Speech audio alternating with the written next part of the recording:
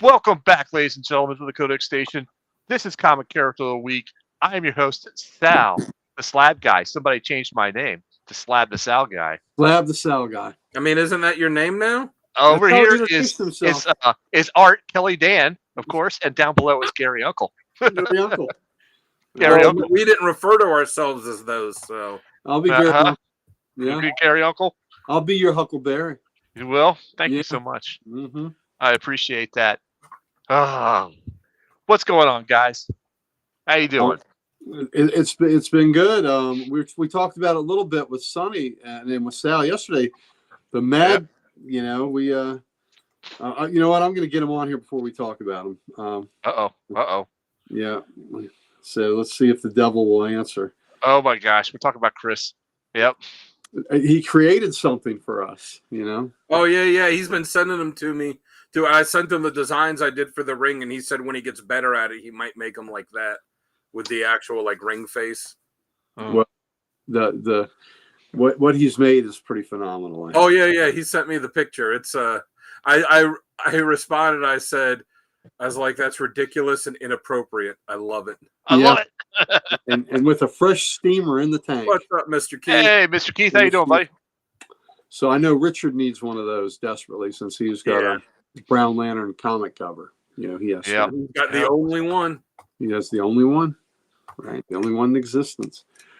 That's true. The only one in existence. Oh my goodness, jeez, fellas, we got one more day. We got one more day. One more day getting up and driving that bus. Oh yeah. Have you? I thought you were done. No, tomorrow, and then I do go in Monday to clean the bus out, and then Tuesday I have to report to a training picnic. You know, where we're gonna have training issue. We're gonna discuss training things, and we're gonna have a picnic. So it's just a way to keep it, you know, to make sure we do the 183 days we're required. So it's so that they can write off all the food that they buy. Well, maybe so. Whatever. That'll be an easy day, but tomorrow's the last day of driving. So tomorrow's the day that all the kids get on and hand you the pizza gift cards. Dude, I got a gift card today from one of my stops for $400. Wow. Yeah. It's about 20 families, but hey. Oh, okay. Still. Wow. Okay. I was like, man, there must be one mom that really took a liking to. No, you know, Uncle Gary. Let me tell you something. I am happily betrothed, but you know there probably are a lot of lonely housewives in Loudoun County that need a full service driver. But it's going to have to be unrequited. I'll be right back, guys. All right, just keep going. All right. Wow, that's good though. $400. Was it like a Visa card or Visa card? Oh.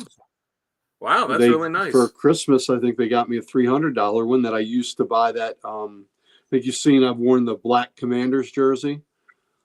I got the Jonathan Allen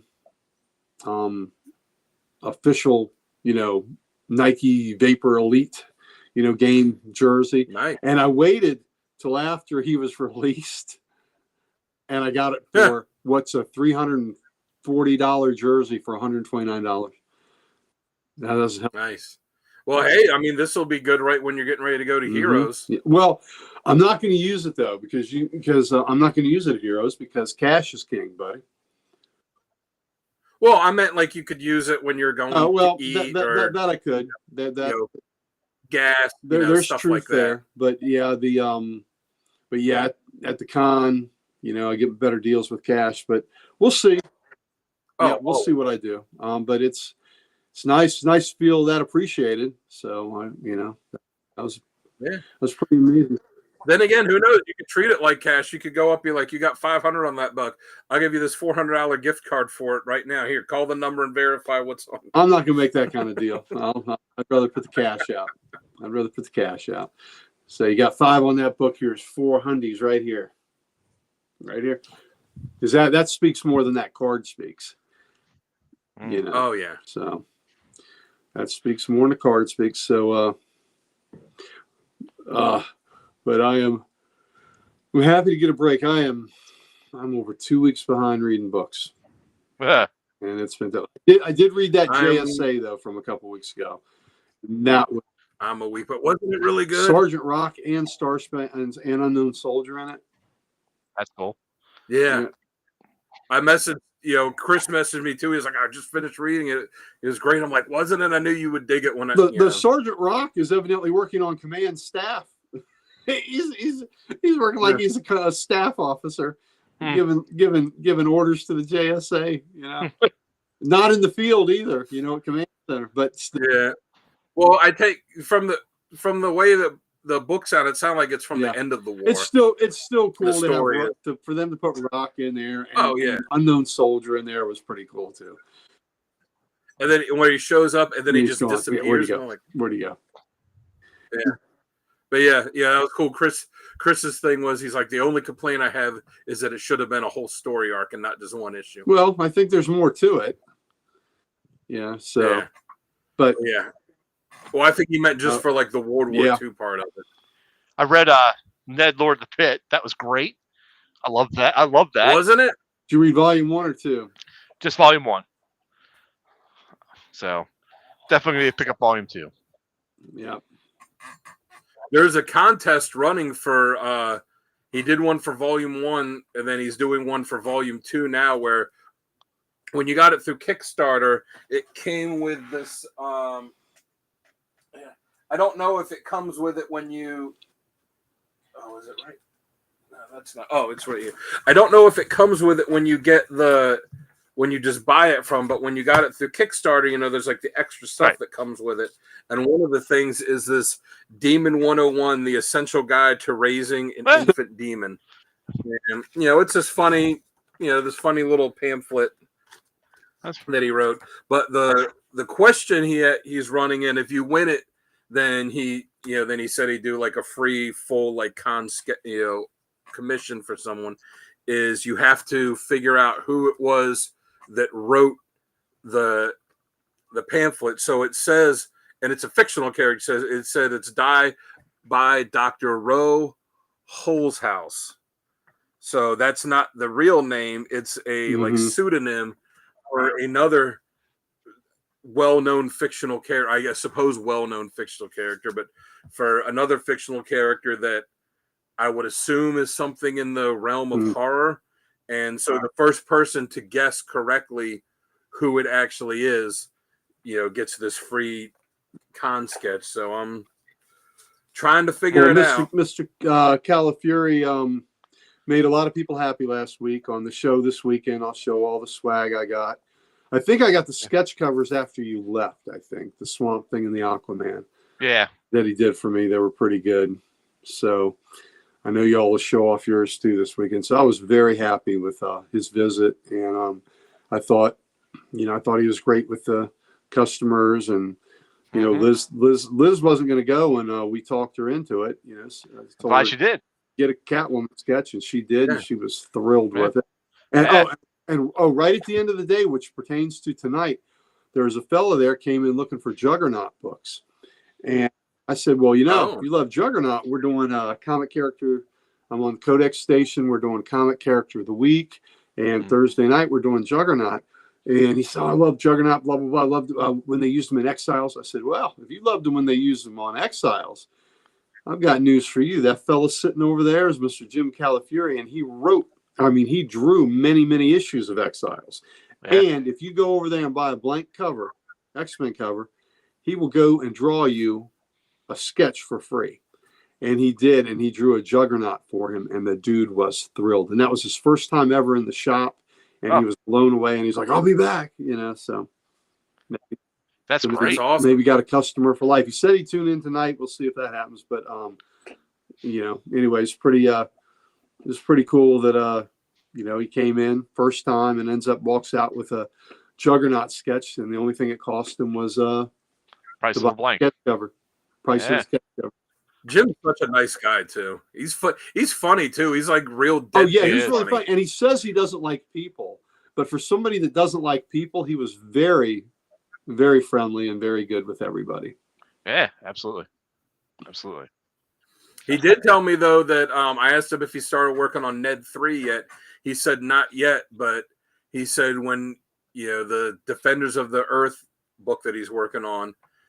He said when it's done, that he thinks he's going, unless some project comes along that really blows him away, that he thinks he's going to stop working on other people's characters. So it sounds like he's going to start going into much more creator-owned stuff. So I don't know if it's just, in retrospect, I should have asked more. I've been like, oh, well, what else do you think you might do other than Ned?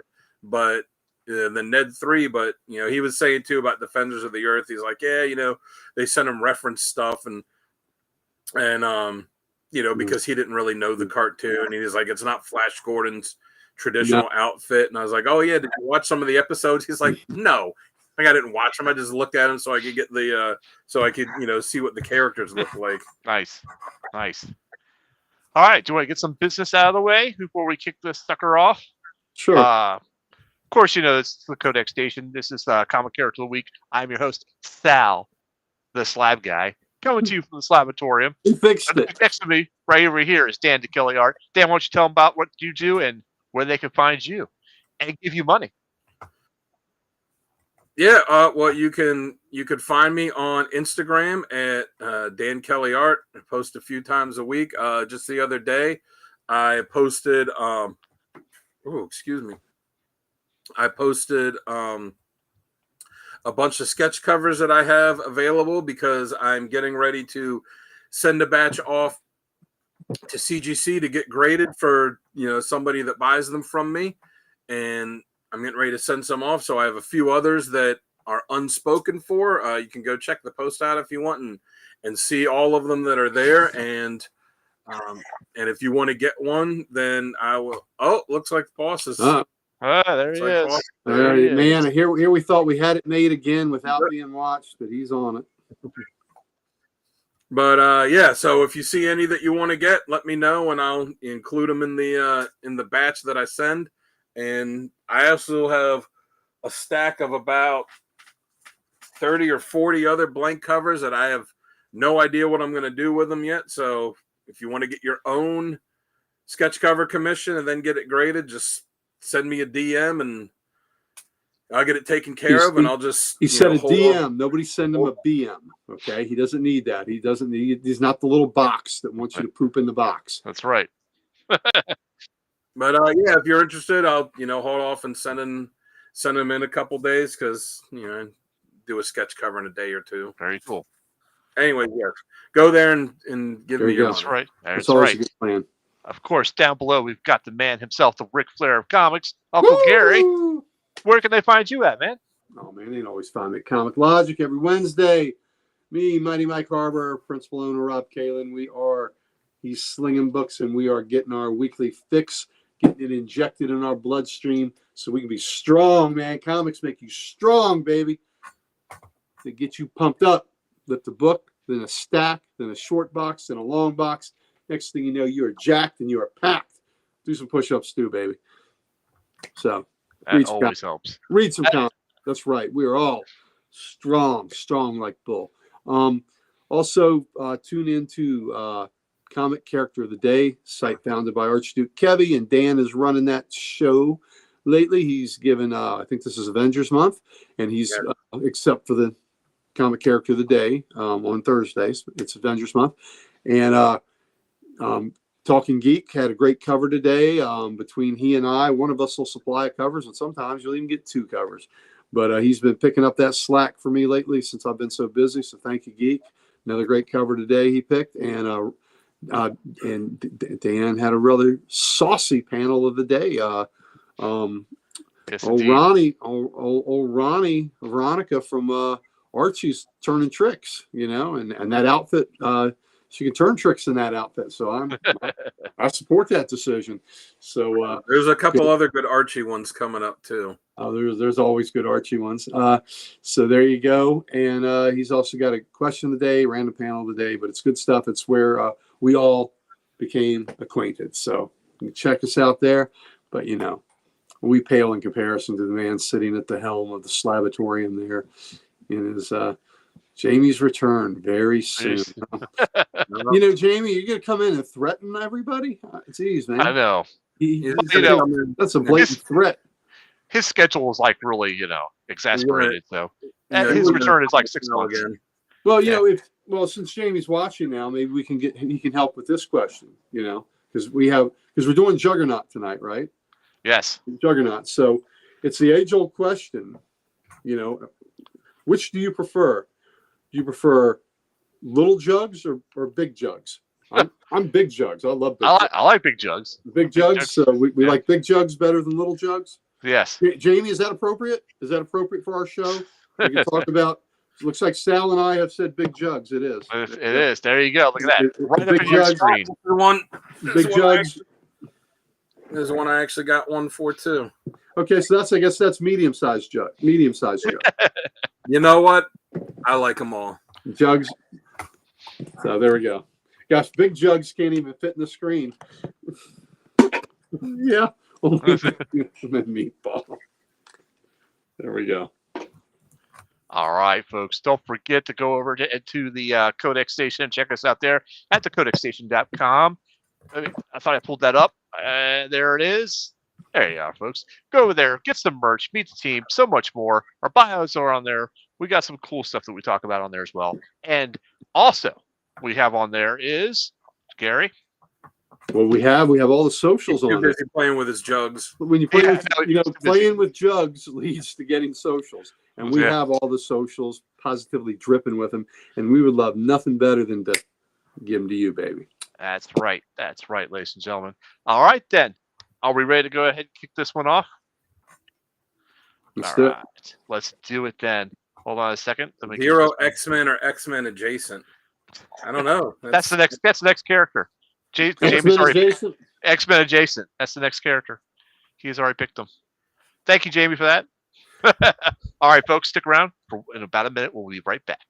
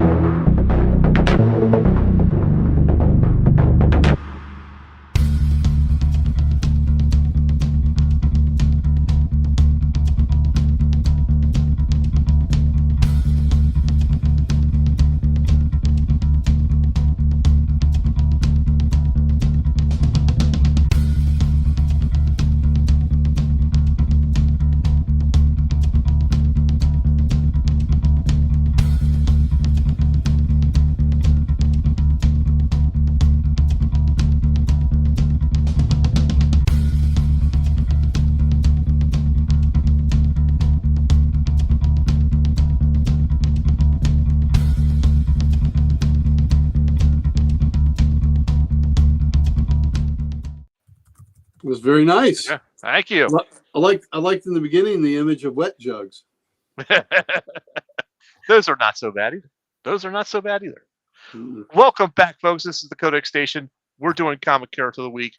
Tonight, we're talking about the unstoppable force, the wrecking ball in red armor. And when he starts moving, nothing, and I mean nothing, can stand in his way. From villain to anti-hero and brother to Professor X himself.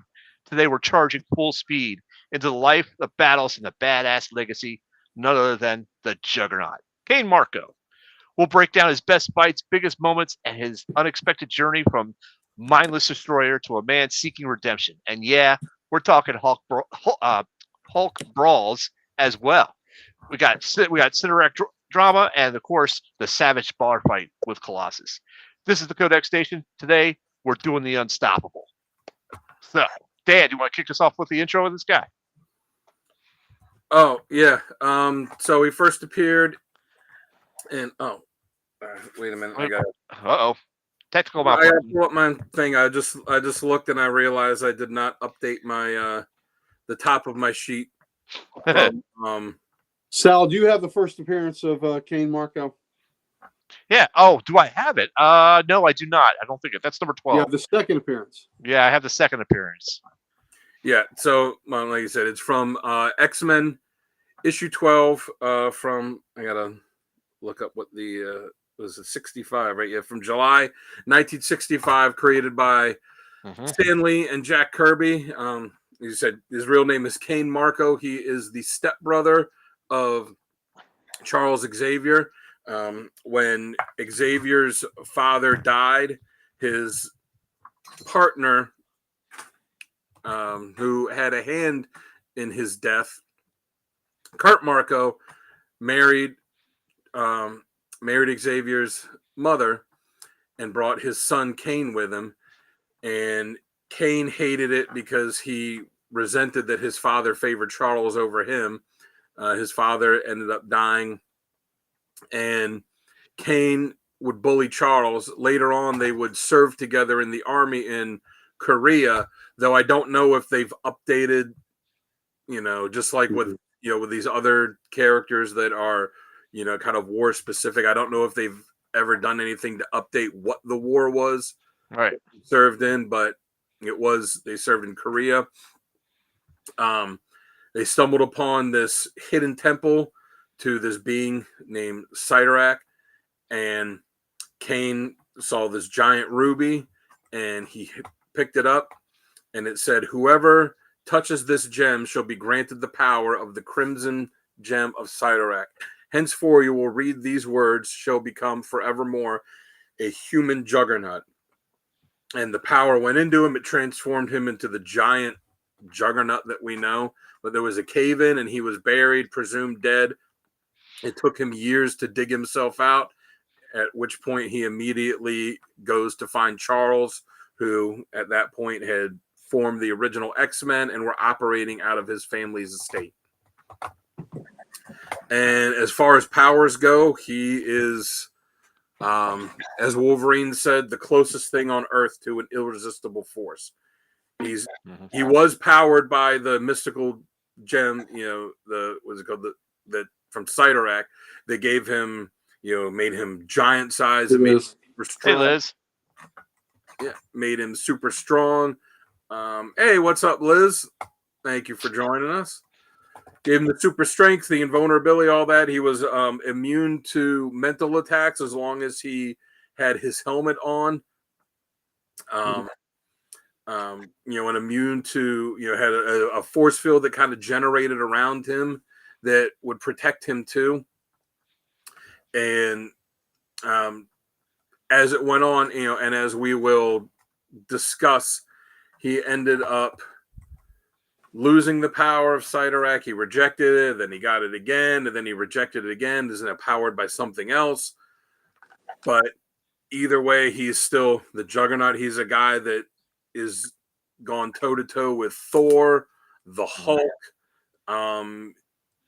Colossus. Pretty much he is potentially the strongest character in the Marvel Universe. He isn't always, but potentially he is. Yep. And also, I believe when he is powered up or he is in motion, not only is he unstoppable, but he doesn't need to breathe. He doesn't need to eat. He doesn't need to, keep up with his physical body. Yeah. As he, spent all those years buried underneath all the, buried in that temple. Right. I mean, all right. Who takes the worst dump? Yeah. Thought that was the Rainbow Hulk that did. Right.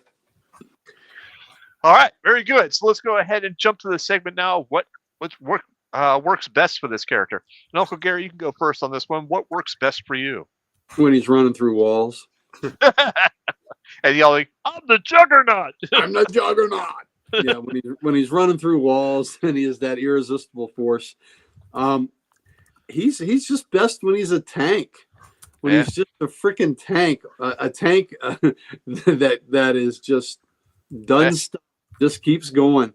I like Cain Marko with the Cain Marko I like is little good, little bad, mixture of both, right?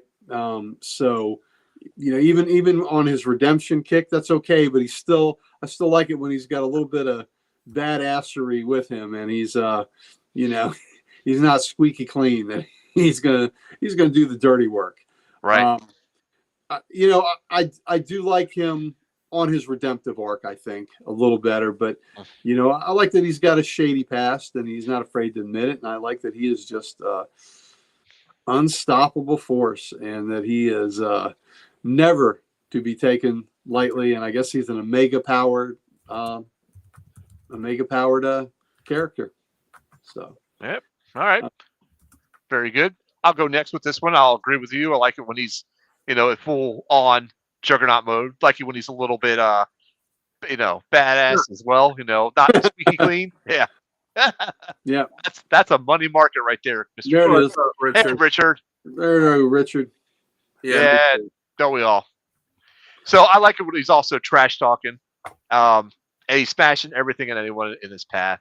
And I like you, Gary. I do like the redemptive arc for him. Yeah, he's not just just not like a mindless tank. He is a tank, but he's not a mindless tank. He does like to think out of situations too. So I think those do work best for him. I think the redemption arc works really well with him because you could see how he made amends with Xavier. He's actually, when he's fought the Hulk has said that he's like the toughest thing he's ever fought. But the Hulk still wins because Hulk is the strongest, that there is. But the Hulk has come out and said that he is the strongest fight that he's ever had. So I like that about him too. How about you, Dan? Yeah, I really like his redemption arc that he's gone through the past. God, I guess it's been like 15, 20 years now. Yeah. It's been a while now. I'm not a fan of most villains going through these redemption arcs. Sometimes they do it, and I don't like it. Like they're doing it with Norman Osborn, and I just, they've been on that for a while. I don't really dig it with Osborn. I did kind of like it when they did it with Sandman a long time ago. Right. They've, kind of gone back on that. But Juggernaut is one of those ones that I think, it actually works for him. And, and it wasn't just, like they just flipped a switch. It was something that they built up, over time a little bit and he worked towards. Yep. What's up, Talking Geek? Hey, Talking Geek. How you doing, buddy? But, I like that, he went through that. And even, when the X-Men had like the Krakoan era, nobody that wasn't a mutant was allowed to step foot on Krakoa.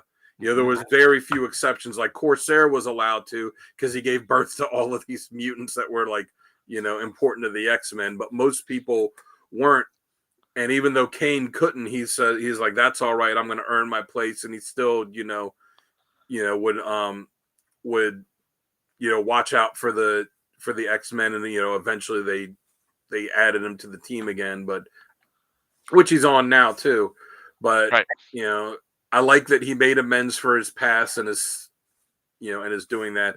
But like you guys said, this guy is just, he's overpowered, and I like when he fights some of these characters and they all think that they can beat him, and then they realize, especially when he fought Thor a couple of times, and at least the first time Thor is like, "Oh, I'll beat him," and then he just throws Thor around like a rag doll, and he's like, "Uh-oh, okay, this is gonna be tougher." And you face it too, no one ever really beats the Juggernaut unless they get his helmet off and they like mind zap him. No one ever really beats him. They just slow him down or find a way to stop him. Like Spider-Man didn't beat him; he just kind of buried him under the concrete, and he had to bust out of it.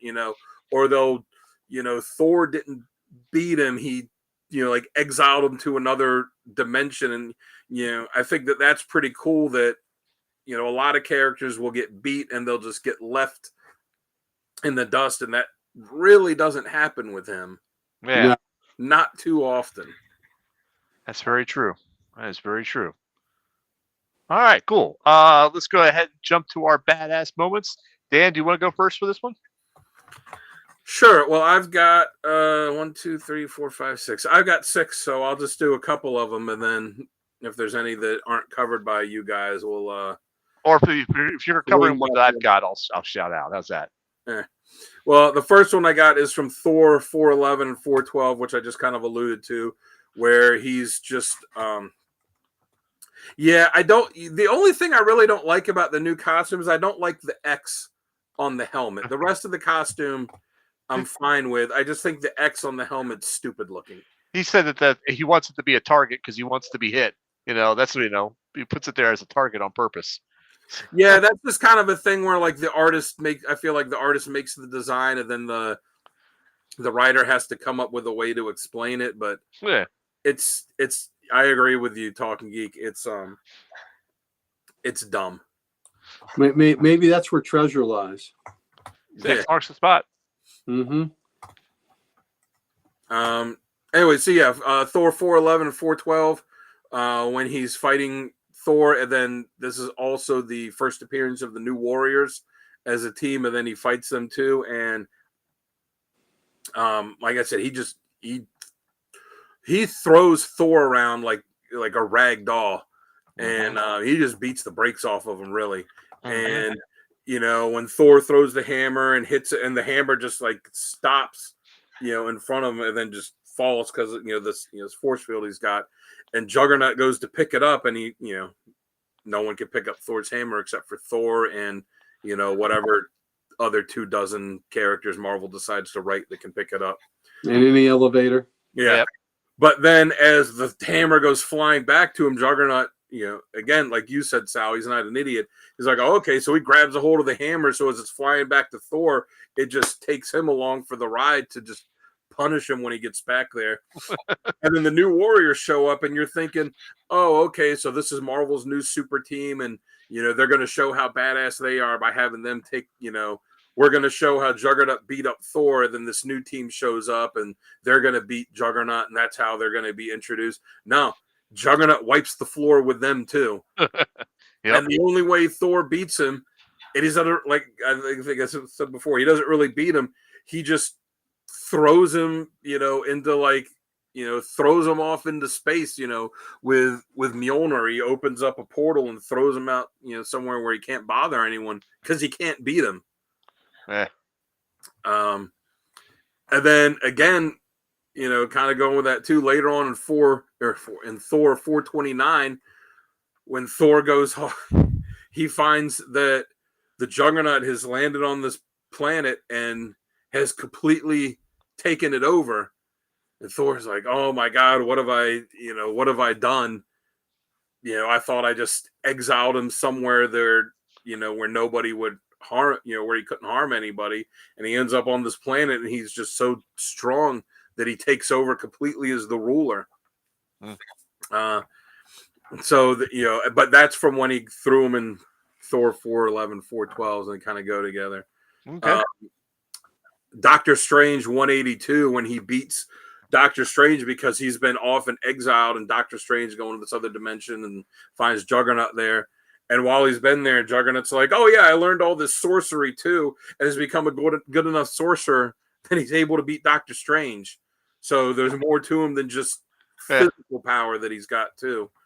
I thought that was pretty cool. And then one that's just, shows you his level of power, that, even the Hulk's not doing this. In X-Men 88, not the original series, but the 90s series. The 90s series. In issue 88, he becomes so overpowered that he is literally punching through the fabric of reality. And to the point where even Black Tom goes to the X-Men and he's like, look, he's out of control. You need to come stop him.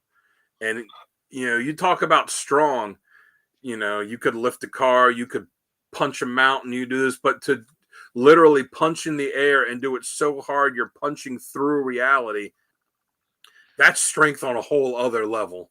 Right. Very, very true. Very true. Actually, that's one of my recommended readings is that little storyline right there. So stay tuned for that. All right. Gary, do you want to go next for your badass moments? Sure. And speaking of badass moments, Richard, Chris Schwarzenegger has created Brown Lantern rings, and they are badass moments. So just they are ass moments for sure. They're ass moments. So Brown Lantern rings are on the horizon, my friend. Yeah. I hate to see what he comes up with for the battery, the charging battery for him. Well, the fight with Colossus in X-Men 183 is a badass moment. And in Yeah. our Colossus show, that was a badass moment. There's no way it isn't going to be in this show. Yeah. And it's just a great fight. And he handed Colossus his ass. Yeah. You know. And then what was really cool is, of course, Logan was all for it. Yeah. He instigated a good fight. Yeah. What do you know? He said, tell the kid he's got heart or something. Yeah, something like that. Well, no, right. So Logan was all for the fight because Peter had done Kitty wrong and he needed an ass whooping. And sure enough, he was going to do it himself. Yeah, right. Cain was the one to give it to him. And, I think Peter spilled Cain's drink and that really started it all. And then he did tell Logan, tell the kid he's got heart. And then what was kind of cool is Cain ponied up a bunch of cash to pay for the bar's destruction. Yeah. So he left extra cash because they had destroyed the bar. Yeah. But it was great, Donnybrook, great fight, and it's great to see the good guy sometimes get his ass kicked. Right. I like the line in it too when he looks at Wolverine and Nightcrawler and he's like, am I gonna have trouble from you too? And they're like, no, we don't want any. We're good. We're good. Yeah, we're all good. Yeah, nothing to see here. We're good. Yeah. Right. But yeah, it was like basically, you want some? No, they didn't want any. Not tonight. Not tonight, folks. Not tonight. Not tonight. And then of course there was a fight with the Hulk in World War Hulk, X-Men number 2 and 3. Where here is Hulk at his Omega powered level, and Juggernaut was going toe to toe with him. So that was just a great fight in Donnybrook. And then this is a lesser known one, but in Thunderbolts 153, he and his team fought Hyperion, who is Marvel's Superman. Yeah. So we're talking about fighting Superman now, right? With that level of strength. And Hyperion was given it to the team and was beating Juggernaut, but Juggernaut would not go down, and Hyperion got a little cocky and careless, and Juggernaut grabbed his ankle and then just smashed him into the ground. And then by the time that happened, the fight was on, and then Moonstone, I think, awakened and helped, and a few other teammates helped. And in the end, they ended up turning the tables on him and beating his ass. And then at the end, I even think Man-Thing was there, and Hyperion had a little bit of fear going, and Man-Thing burned him. Yeah, so, but good one. But it all started with Juggernaut getting his ass kicked, grabbing Hyperion's ankle, and just slam. Kind of like, remember when the Hulk slammed Loki into the ground? Yeah, it was something like that where he slammed him and boom into the ground, and that started the turn the tide of the battle. So it's pretty cool when because it's a rare occasion where Jugs is getting his ass handed to him. Right. Right. So that was so those are my 3. All right, very cool. Well, that one I actually for World War Hulk number 3, X-Men number 3, was one of my badass moments. So I'll change it out for another one. I didn't expand upon it too much. If you want you covered it. You covered it. Build.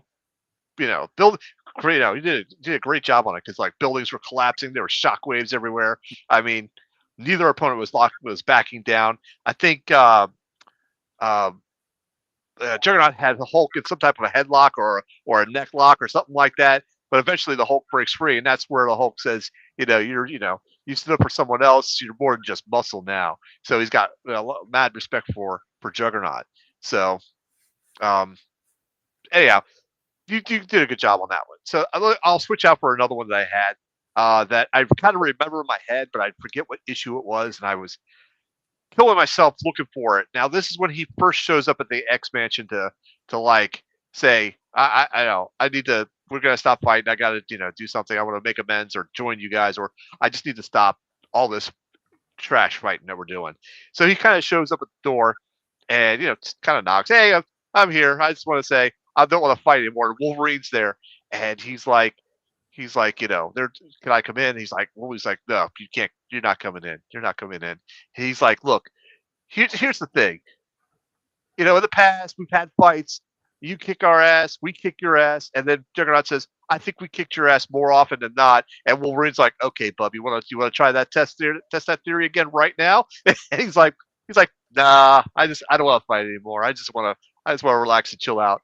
And that's when Xavier kind of steps in and says, "You know what? He's still my half brother or step brother. Right. He's still welcome in my house as long as he promises to behave." Well, he knocked. Yeah, he knocked. He did knock on the door. He did knock on the door. Wipe your feet. Yeah. Putting your dirty feet up on the coffee table. And coasters. Use coasters. Yeah. Anyhow, so that was I like that pretty that interchange between Wolverine and him. It was pretty cool. So one of my other ones is Juggernaut's Return from X-Men Legacy 219. Professor X is attacked. Juggernaut returns to protect him, and he's just like a wrecking ball of redemption. He smashes through mystical barriers and demons. And he just declares, "Nobody hurts my brother, nobody." That type of thing. It's one of the best heroic Juggernaut scenes that you could see. Like this is very early on in his redemption arc too, so I like that. The other one was from Amazing Spider-Man 229 and 230. For him to take on Spider-Man like that and get buried in all that cement and still come out of it. Like he didn't care. It didn't even faze him. He was just like, okay, whatever. I'm Slow him down. Slow him down. Didn't stop him. Just slowed him down. That's dropped a building on him. Drops a building on him. Right, and then what? It drops him in cement as well. So that's just badass. We were having a discussion on whether you like little jugs or if you like big jugs. So medium. Or medium jugs. So we've got all sizes of jugs here. So thank you.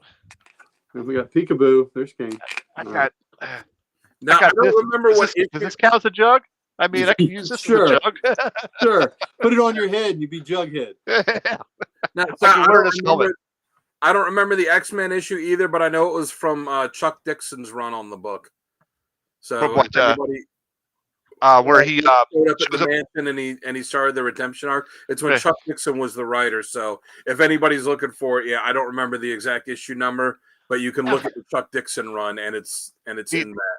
Yeah, the imagery of that, what just stuck in my head was just great. He's like, "Nah, I don't want to fight anymore, guys. I just don't want to do it." And I'm tired of all the fighting. And Wolverine's like, "Well, if you want to test that theory out, we can always test that out if you want." So there was that little like amphibian fish mutant kind of kid. Yeah, he makes friends with him. Yeah. That he befriended there, that he kind of like really watched out for, and I can't remember the character's name either. I meant to pull those issues out to go find the issues. Was it? Yeah, Sam? it might have been that. Yeah. Yeah, I think so. I thought I had written that down too, but I did not. Booge, we are sympathetic. Yep, we are. But that, I think that was something. Excuse me, that helped with his redemption too. Like it gave him someone kind of specific to watch out for. Yeah, right. Exactly. Right. All right, so those are my three badass moments there. Looked up to him. Yeah, absolutely. So those are my three badass moments, but let's talk about stuff that we don't like. And I'll go first on this one. Well, real quick, I was going to say real quick, I do like, even though I hate the new costume, there was a scene in the first issue of the new X-Men book when it launched, when they're flying in, and Cyclops calls for assault team, and it's just Juggernaut and Magic. Yeah. And they're in the back of the jet, and they're doing paper, rock, scissors to see who gets to go first. Yeah. And she's like, "Oh, there's no use. You keep choosing rock every time." And he goes, "Well, of course, because I'm not a wimp, but you keep choosing it every time too." And she's like, "Well, do I look like a wimp to you?" And he's like, "Oh, let's just go at the same time." And they're like, "Well, it's not first, but at least it's not last." And then they drop in, and they're like, Cyclops is yelling, "I said assault team!" And they drop in, and Kane's like, "There's only two of us, not really much of a team." I remember that. That was pretty classic too. That was pretty classic. Yeah, he's got a little rapport with Magic that is kind of fun. Yeah. Yeah. And then there's also the Eighth Day storyline when he like breaks free from Cyttorak's control, which is impressive since that's the one that gave him his power and made him what he is, because he had no mutant powers or anything like Charles did. Right. Yep, indeed. All right, so let's go ahead and jump to some critiques and stuff that we do not like about him. And I said I was going to go first on this one because I honestly, the only thing I didn't like was the short pants. I did not like the short pants. Now, he was a cool villain way back in the day because, there was not much depth to him. He was just a weapon, go here, let's smash this type of thing. He hated Charles, okay, but he was very one-dimensional back then. And I understand it, but I'm glad they've kind of moved him out of that one-trick pony situation. Because if he had stayed like that, he would have been a terrible character, I think. A very He'd have been blasé. the Rhino. Yeah, he would have been the Rhino. Exactly. So, yeah, I just don't like the short pants, but I do like that version of the costume, Gary, that you've got there. I like that the best. Me too. So we'll go with that. Gary, what about you? What don't you like? Like you, I agree with you in the beginning. He was just too much of a one-note character, just big bull. I liked how I think they first started to give him a little more depth of character when they gave him the relationship with Black Tom Cassidy. Yeah. There you saw an interaction where he wasn't just a brute. He was a loyal friend to Black Tom. And, there have been a lot of comics where he's tried to help Tom, who, was undergoing his transformations and things like that. And they had a true friendship, which I like, which you don't always see with villains, right? You don't always see villains that are true friends. And they were. So I think that started his depth, where they had a little bit of depth to the character. Sometimes I think it's a little easy, the defeating him by just getting the helmet off, that they go to that a little too often because, they weren't getting as inventive as, some things later on that happened, like Dan mentioned, like banishing him to another dimension and things like that. Now that's inventive, right? But in the early days, it was just, okay, get his helmet off. That's how we'll beat him. It was just, that just became the go-to only way to defeat him. And, for a while, the writers didn't think of anything else. It's like with the Spider-Man beating, and that was great. He drops the building on him. Yeah. Who gets the cement on him. Yep. And ultimately he comes out of it. Right. But it slows him down, and Spidey won the day. Mm-hmm. But, so that's more inventive. So, yeah, my only criticism is just when they go to the take the helmet off trick and too often to the well. How does he lock the helmet down? Is it locked in by magic, I guess? The Cyttorak magic, I guess?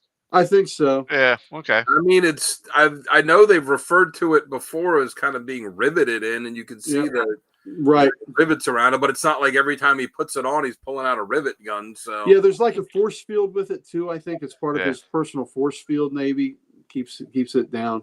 So it's there's no real logic to it. Like, it's a helmet and you can get it off, but you have to do stuff to get it off. It doesn't really make a lot of sense. It's kind of something like it's one of those just go with it type of things. Well, just in life, like in life, you got to do stuff to get it off sometimes. Yeah. Absolutely. All right, Dan, how about you? Yeah, kind of what you guys said early on. He just, it's like they just, created him so the X-Men could have their own Hulk that they would fight against. It's I hate Charles. And even the reason he hated Charles was kind of shallow. It's like, I hate Charles because he's a better person than me. Like, that's pretty much what the extent of it was. Very. So it's, good that they, with Black Tom, that they gave him that, actually developing his character. And what's interesting too, because, Juggernaut's thing was he hates his stepbrother Charles. Black Tom's thing was he hates his brother Banshee. So, it kind of gave him, had that going for him too, for tying it together. But yeah, it was better when they started expanding his personality. But when they make him this one note, one dimensional, just make him a wrecking ball, then that's when it sucks. And what they did to him in the X-Men 3 movie too was just a treat. He's not related at all to Charles. The suit looks stupid. He's a mutant now, it was just, all right, we're going to have a big, strong guy in here. Let's use this one. We're not going to do anything to make him at all like his actual character. Yeah. It was better in Deadpool 2 when they had like when they had him as the giant and they had that really cool fight between him and Colossus, that was much more representative of, Juggernaut from the comics. Yeah. Right. Okay, so I guess we could go ahead and jump to our next segment, which is top covers. And Gary, I've got yours here first. Are you ready to do your top covers? Yep. All right, here you go. Nice. Yeah. All right. So went a little old, went a little old school, went a little new school. So the one on the left, I just liked because it was, that was the Marvel Tales issue that was reprinting one of the Juggernaut fights. And, let's see. Let me get my glasses so I can read it. It's he's just pissed off, man. All right. Yeah. How dare you drop a building on the Juggernauts? Yep. I really hate that. I really hate that. Yeah. I really hate that. So I just love that. That was the frustration of that whole fight. Yeah, absolutely, Boosh. Yeah, absolutely. That's true. And the guy that gave Juggernaut the personality, of course, was Chris Claremont. Yeah. The Claremont issues. And then the one on the far right is just Juggernaut and the Hulk going at it, and the Juggernaut, like I said, the one on the left was Todd McFarlane. The one on the right is Jeff Shaw in Juggernaut 2. That's the A cover, and that's Juggernaut Volume 3. So that's it. Him and the Hulk going at it. Juggernaut, the unstoppable force, knocking the Hulk off his feet there. Yeah. So that's not that's not easy to do. And the other one is just it's really cool. Amazing Adventures 16, Volume 2. That's Jim Starlin doing the cover there. Yeah. And that took place in Rutland, Vermont. And do you know what's significant about this issue?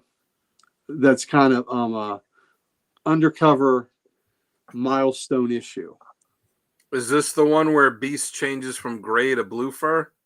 You know what? You're close, because that's an earlier Amazing Adventures, a few issues earlier. But I don't think this is the first blue fur issue. But this is the first. There were 3 issues. This was the first DC Marvel crossover. Okay. The reason is, it's unofficial, is because Steve Englehart wrote this. Jerry Conway wrote.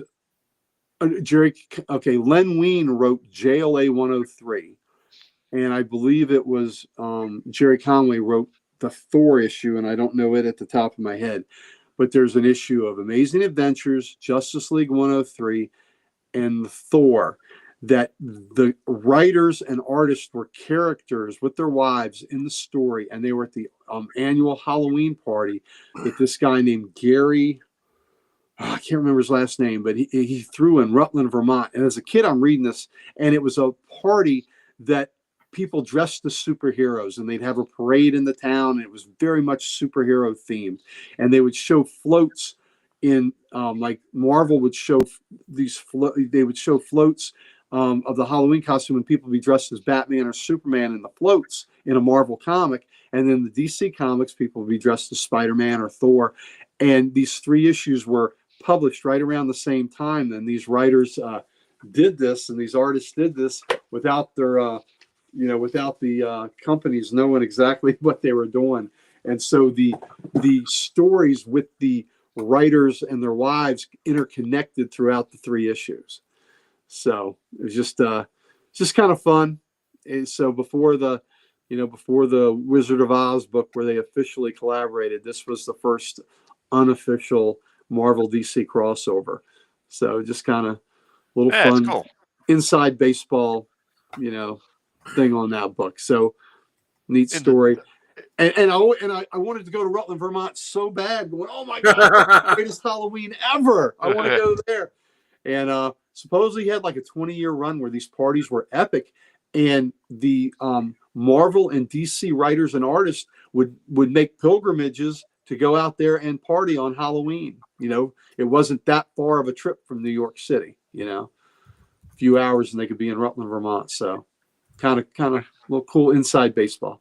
Yeah. Little dugout magic there, huh? Yeah, a little dugout magic. Yeah, very cool.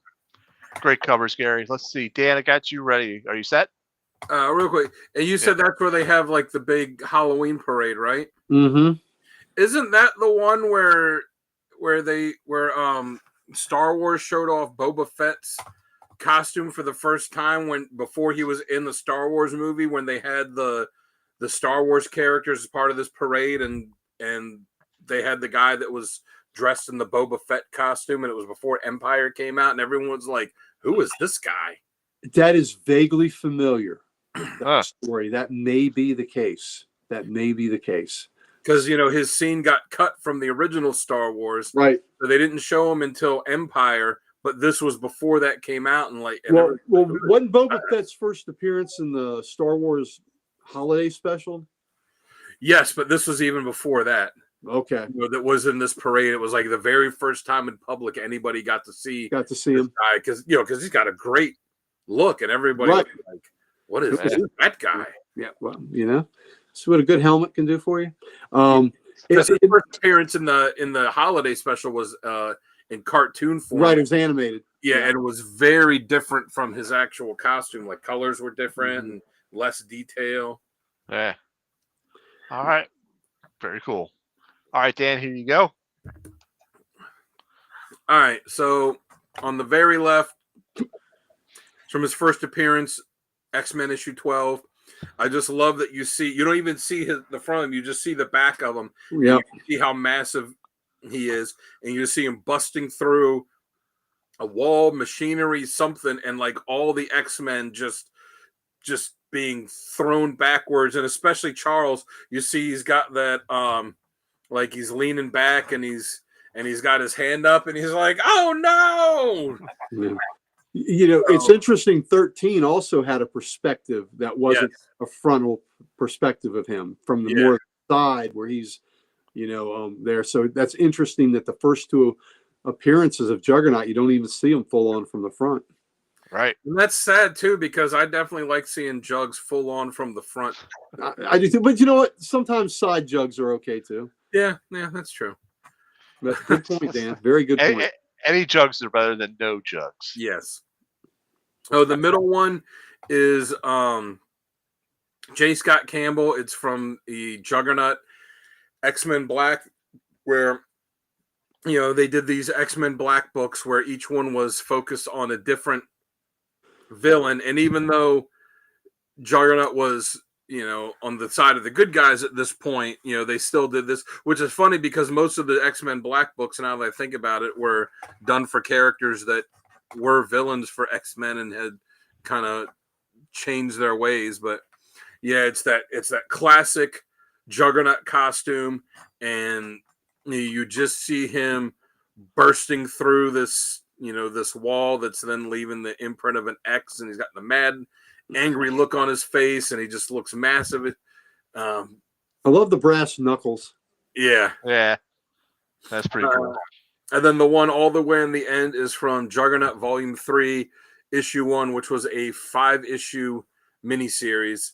And again, I just love it. Like you really just see his head and his torso as he's just breaking through this wall and just coming straight to you, and you just see this red eyes and the screaming mouth, and you just see the rage that's on his face. And I just thought that was absolutely, there definitely shouldn't be any back Jugs. Yeah. Well, if there's back Jugs, and you might want to go search for something else. But yeah, again, I thought that, and Gary had the, what was it, issue 4 that you had from that series? From what? Yeah, your cover was with the whole. Yeah, with the whole. Yeah, and there was another one. It's actually the one of the books in the rack. Mine was 2. Mine was number 2. Yeah, the whole. Yeah, all the covers in that series were pretty damn good.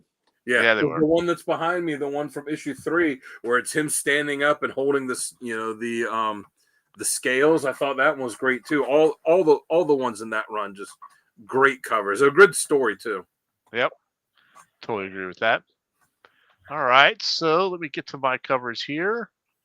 Let me get to my notes. There's my notes. All right, and boom. All right. So no surprise, I picked that Like Amazing Spider-Man cover. Oh, we're all different. That's nice. Yeah. So I like that one. It's a John JRJR cover, but Mhm. I like the expression on his face there. He's pissed, and Spider-Man swinging in, and the perspective of Spider-Man looks really Yeah. tiny compared to just the head of of him. It looks like he's going to squash a spider type situation. The next one I got is let's see. X-Men Black Juggernaut, that middle one, number one, X-Men Black Juggernaut. This is the 1B version, and this is Salvador LaRocca. Did this, and it's called the Mugshot variant. And That was on my short list. That was a lot of fun. I love the small card, and he's just holding it with like just two fingers, and he's got that smirk on his face too, like I'm in jail, Well, it's great because it shows the perspective of his size. It's kind of the same thing with the Hulk. Like, he's not supposed to be just a muscular guy, or like a really muscular guy that's like Arnold, 7 inches taller than someone else. Like, they're supposed to be massive characters that just tower over normal people. Right? Exactly. I almost and it's funny, and I almost used a funny one. I almost used Excalibur 3, where he's walking off. You see him in the distance, and in front is Captain Britain, just slammed into the ground, put footprints all over him. And Captain Britain says, "Yeah, there's more from there. There's more where that came from." And Captain Britain is just sunk into the ground after Juggernaut just stomped him. Yep. All right, for my last cover there on the right, that's the 1K variant by Tyler Kirkham. Yeah, that's just great. Look at the veins popping on that. Mm-hmm. And also like the knuckle brass knuckle bands as well. But yeah, that's just he's smashing something there. It looks like it's just exploding everywhere on him. I like all the rocks flying in the background too. So, yep, those are my covers there. Love it. All right. Before we jump, that's it. Talking about, I wanted to use that. That was a hard choice not to use that, but because you just saw him from behind, I didn't. But I just think it's hilarious, Captain Britain. Yeah, there's more where that came from. It's funny because later on, when they did New Excalibur, he joined the team, because I almost it was when I got behind. That's a great cover. There are a lot of great covers with Juggernaut. And like I said, this is the one I mentioned where he's holding the scales. That one I almost used too. So good stuff. All right, so before we jump to essential readings, Dan, do you want to talk about the giveaway for the month of June? Yeah, you want to throw them up there? Yeah, I can throw that picture up. Boom. So we're about at the halfway point of June, almost. A few days ago, the halfway point. So you still have plenty of time. Now go to our YouTube page, and you'll see a video that's on there that has this as the title card, and it's just 2 or 3 minutes. You can watch it. It's just me explaining what the giveaway is. So we have 3 books. We have What If Volume 1, Issue 37, since the Fantastic Four movie is getting ready to come out, and Shia LaBeouf is going to be the Silver Surfer in it. This book has the first instance of her getting the power cosmic as a character called Starglow. And then we also have Marvel Age, Issue 12, which is the very first appearance of Spider-Man's black costume, where you see the concept art from the fan that designed it and sent it in. Marvel bought it from him, and they printed the concept art here, which is very similar to what it ended up being. And then the middle one, the big book, we have Marvel Spotlight number 28, which focuses on Moon Knight. This is the first solo Moon Knight story. It's the first mention of his multiple personalities, Stephen Grant, and Jake. And it is the first appearance of Marlene. It is, his longtime girlfriend. It's the first appearance of Crowley, who was a longtime ally, who was this homeless guy that was an informant for him. So it's as I said too, first solo story for him. So a very important book if you are a Moon Knight fan. And even if you're not, it's just it's a really cool key book to have in your collection. So all you have to do to win all 3 of these is go to the video on YouTube under our channel that has this title card. Go on there, and I'm blanking on what the at somebody, you tag somebody. Right, the hashtag, you're right. It's already been a long week. Tag somebody in the video. You can do it as many times as you want. Every person you tag, that's another entry that you get. And you also have to be subscribed to the channel too. So subscribe to it, and every person you tag is another entry for you. And then they can subscribe to us, and they can do the same thing. So I think what did Jamie say? We're up to 810 entries right now. Yeah. So that's crazy. Yeah. Get your friends to follow us, get them to join in too, and you will have a chance at all 3 of those books. So that's tag team. Back again. Yep. Absolutely. All right, folks. Yep. Be sure to go over to our YouTube channel and check out that video for all the good details. All right, so let's go ahead and jump to essential readings. Dan, I want you to kick us off for essential readings, and let me pull up your card here. Boom. All right, so I got X-Men 12 and 13. That's his first appearance, and especially 12 when the way the build-up and the suspense to him first being introduced is you just hear something coming, and Xavier, it doesn't really say how, but Xavier knows what's coming, and he starts telling the X-Men this story about his past, and and it also serves kind of as his origin too. Yeah. But he's telling them about this stuff that happens in his past, and he's saying this thing's coming. We have to build up these defenses, and they put all these defenses in front of the mansion. There's like smoke grenade launchers and digging a moat and all this stuff that reading it now, you look back at and you're like, oh my god, this is like a cartoon. But still, at the time, they're doing all this stuff to fortify it, and every step of the way he just walks right through it like it's nothing, and you don't see him, like you just see shadows of him or parts of him as he's getting closer and closer, and Xavier's getting, more worked up as he gets closer and closer and telling them about who he is, until he finally shows up and breaks through, and it's, this massive guy, the Juggernaut. But just the way that they built up his introduction, and that where the tension builds up, it was just a really cool introduction for him. I tried to recreate that with the intro with the steps. Yeah, it was, as far as introductions go for characters in comics, it doesn't come much cooler than that. When you're, having someone that has that, that's supposed to have that intimidation factor, and they just build it up the way they did.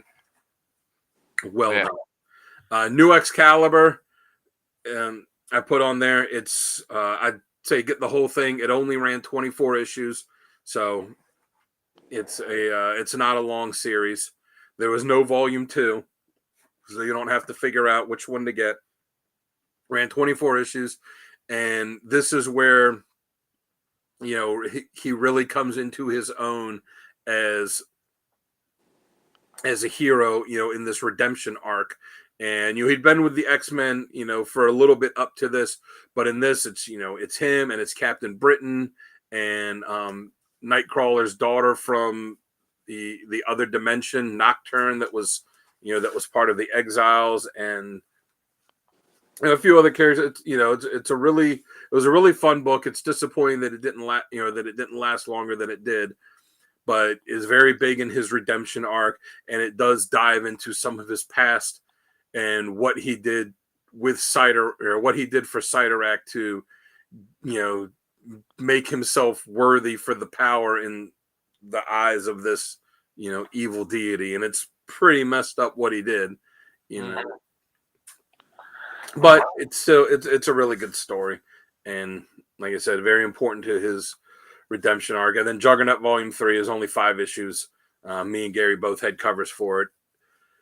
There's one where he kind of rejects Cyttorak, because Cyttorak gives him the power just so that he will be this engine of destruction for him, and he doesn't want to be that anymore. Finds a way to, a new way to get power so he can stay the Juggernaut without having to be beholden to this, this evil entity that wants stuff out of him. Yeah, that's a good one. He's tired of being a flunky. Yeah. Well, it's a good. It's a good series too. It's Fabian Nicieza wrote it, Ron Garney drew it, so it's got some top tier talent that worked on it. Yeah, absolutely.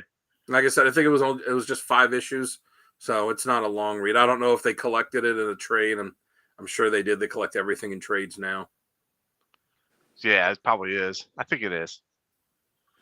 All right, very cool. Gary, I got yours queued up. Are you ready? Yep, let's go. Oops, that's not the right one. Yeah, those were the ones. Those were them. Where are you? There you are. All right, so we'll go with let's go with Juggernaut 1 through 5. Great, just really good mini series, and we've been discussing it, and you get to see him all in all his glory. The Uncanny X-Men 183. That's just that great fight with Colossus, and again, it was on our Colossus must-reads and badass moments and all that. So it's just such a great moment that it crosses over to this one too. And again, another great Chris Claremont, and it was good Sean Romita Jr. art. And then What If 94 was a what if story. It's kind of in his own universe there, and where he is, nobody knows him. It's his own, and he's just wreaking havoc on his own. And Jorge Gonzalez wrote it, and one reason I really picked it was because the artist was Mr. Jim Calafieri. Okay. So I wanted to get that's got a really cool cover on it too. Yeah, it does. It does. So, and I almost chose that cover too. So, but Mr. Jim Calafieri did the art on that. So it's what if story. So not canon, but still a fun little alternate story of Juggernaut and a what if. So there you go. He was the main attraction. And there was a good what if story earlier in that run with him where it was what if Charles got the power of Cyttorak instead of him, and then it was Charles having the power of the Juggernaut combined with his own mutant mental powers, and it corrupted him, and he had the power to took over the United States, and that ended up being a pretty cool story too. Yeah, very cool. All right. Yep. Awesome. So that would be scary you get the helmet off of Charles as Juggernaut. There's nothing you can do to him. Yeah. I mean, it was basically Onslaught before they did Onslaught. Yeah. Yeah. That's so true. Mm-hmm. And I think I actually chose the wrong background for you. Is this the one where Colossus is getting the power of the Juggernaut? I'm not sure. It might be. It looks metal. Yeah, it is, because I could see the lines on his arms. Yeah. I just thought it was a badass picture, so I used it. So it is. It's Juggernaut adjacent. Juggernaut adjacent. All right, Yeah. I like it. All right, let's jump to my stories here. All right, I too went with the X-Men 12 and 13. Like Dan said, there's not much more to add to that. It's just a great build up to an intro of a character. You can't really go wrong. Juggernaut 1 through 5. Gary covered that one pretty well too. I don't know if I have any other notes that would add to that. He has one good line in there. He says that the past may be unstoppable, but I'm not going to be defined by it. That was a great line, I thought, in that series. So definitely check that one out. The middle one, this is the one we've been alluding to for a while here with 88 and 90, the Draco Prelude, Nightmare Reality. So yeah, Juggernaut's comatose in a comatose state. He's trapped in the astral plane. The Cyttorak demon wants to give him the power back in, but to be the wrecking ball that he once was, and he rejects that, but still manages the way to obtain the power, although limited. It's not as powerful as he was if he was under the full control of the Cyttorak gem, but he's just close enough to being the Juggernaut. So he does this. I think the story is really well. It pushes, it shows you the Juggernaut beyond his brute force persona, I think. So, he's faced with emotional trauma. He's dealing with his childhood. He's head on. And, he shows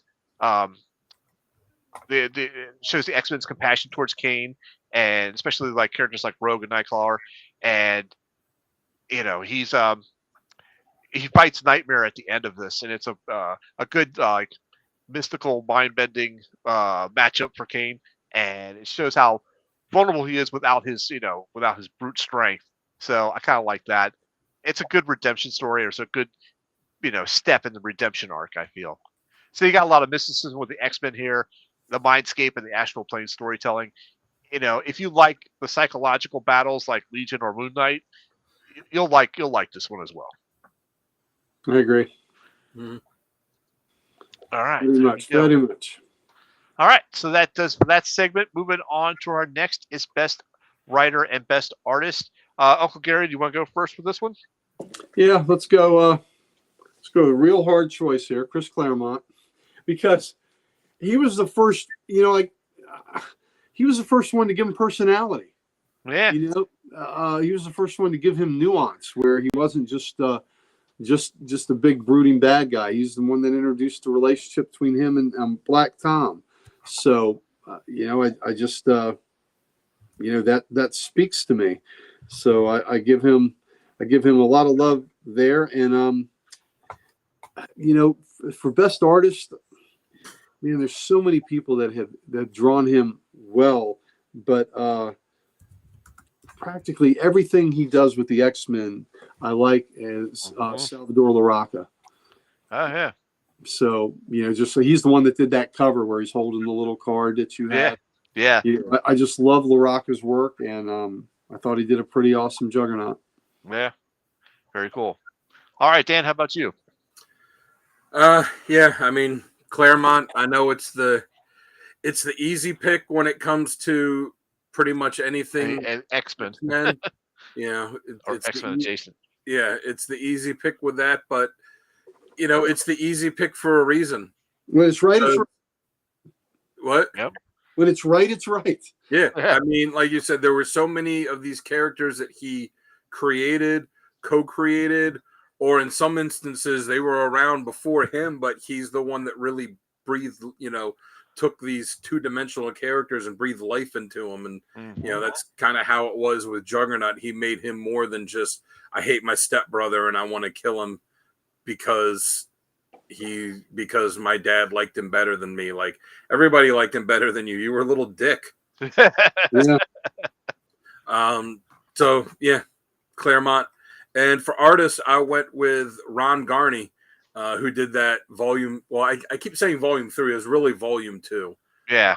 Because there was a Juggernaut one-shot, which I can't recommend highly enough to not read because it's terrible. Yeah. It's the height of 90s-ish. It was a one-shot. The story wasn't very good. The artwork is just laughably bad. Like, so bad that you look at it and you say, how was it that somebody approved this? I'm sure the guy that drew it, whoever he was, I'm sure he was a very nice guy, very happy to get the work. It was just cartoonishly bad. Yeah. And then this 5-issue miniseries. So yeah, but I like the way that Garney drew that. He's got a real gritty style, and there's some artists that just kind of excel at drawing big, bulky characters. And he's one of them that does that. So the big muscular bulkiness of him and this grittiness to it, I really enjoyed.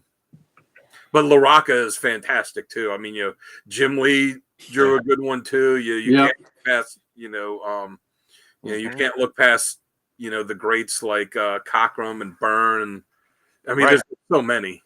Well, I think I don't always like his work, but I think I liked how he drew Juggernaut. Was Chris Baclio?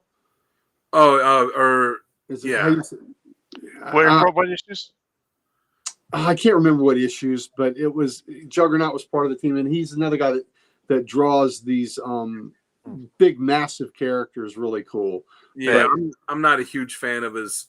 I'm not usually either. He's very stylized, but I thought his Juggernaut was pretty cool. But I'm not Sal LaRocca is my guy. Well, and of course, you mentioned too, Jim Califor. Yeah, Califury did a great job with him too. Yeah. All right, so for me, I was also leaning towards Claremont, but I want to give some love to Fabian Necheza. I think his writing was really good.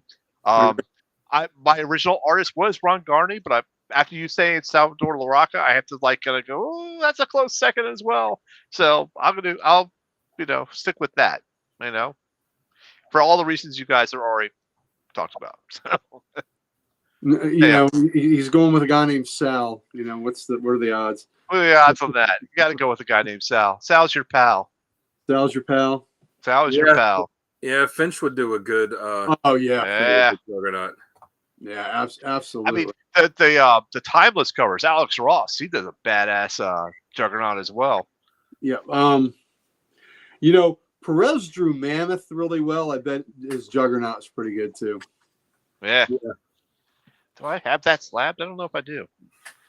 Oh, I got an Ultron one, but I don't have a Juggernaut one. Darn. Oh well. I just saw the newest batch of the ones in September, and there's a Thunderbird. Oh, very cool. That makes me very happy. I'm gonna have to pick that up for sure. There's a Thunderbird book coming out? No, there's a Thunderbird. Alex Ross is evidently doing some more timeless covers. Oh, okay. And there's a Thunderbird one, which pleases me greatly. Nice. Yeah, because there's that. Isn't there a Banshee too? Yeah. Yep. There still hasn't been a Wonder Man. Come on, Ross. If he did it, which Wonder Man would you want?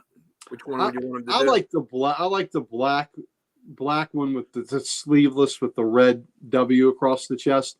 But even though I kind of hate it, I do appreciate the classic green safari jacket. I like the green one too. But I wouldn't mind seeing Ross do his original one with the green and the helmet, like either that or the black with the W. Yeah, I like the sleeveless black one's the one I like the best. Yeah, not as much as I love him, not the Perez costume. That one. What? That costume didn't last long. It got shredded by Count Nefaria. So yeah, that one was. Well, you know what? It wasn't Perez. You know who designed it? Perez. It was Beast. Beast designed it. Oh, that's right. Yeah, Beast. Why did he do it? Oh, yeah, because he was in Avenger. Well, because they were friends. Because they were friends. And not because he was a no. That's meaningless right there.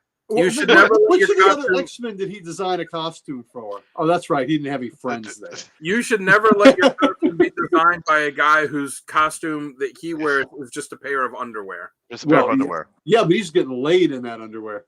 Oh, that's true. Yeah. Well, blue fur all over Manhattan. Yeah. Yep, that's true. I'll give you that.